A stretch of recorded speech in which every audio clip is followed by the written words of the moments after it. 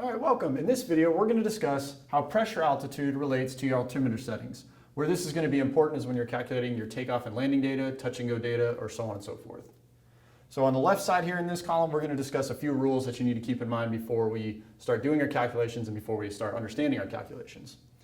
So in this example, we're going to discuss Columbus. Columbus's field elevation is 218 feet. In other words, that's 218 feet above sea level.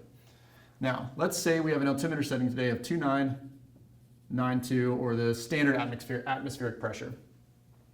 In this case, when you have an altimeter setting of 2992, your field elevation is going to equal your pressure altitude.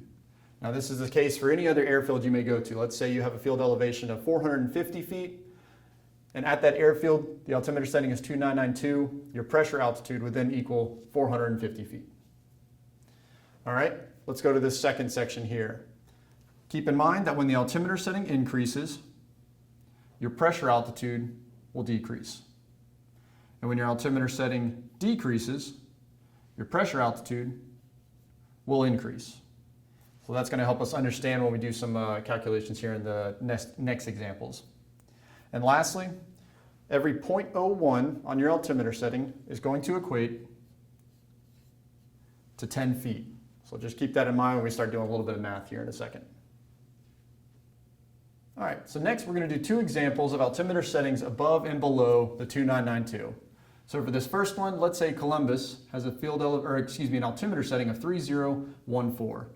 First, we want to figure out what the difference is in pressure altitude from 2992. So just do simple subtraction here. We get 0.22 when you do 30.14 minus 2992. In all, we just want to see the absolute value of whatever that difference is, in which case we have 0.22. And from our rule here, every 0.01 equals 10 feet, so 0.22 is going to equal 220 feet. Now, let's go back to our rule. When the altimeter setting increases, our pressure altitude decreases. So when 2992 is the altimeter setting, PA equals 218 feet. Now we're going to subtract 218 and 220. In which case we get a pressure altitude of 2 feet below sea level, or -2. In which case, when you perform your takeoff and landing data or your touch and go data, you would use sea level data. All right, for this example, let's say we have an altimeter setting that is lower than the 2992. Same concept, we're going to figure out the difference.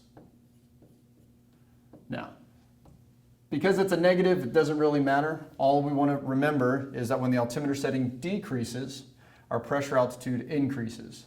So while there is a negative number here, we're going to look at the whole value of that, and 0.07 is going to equal 70 feet. Now we're going to add that 70 feet to the field elevation, or the pressure altitude at 2992. Taking the difference here, we get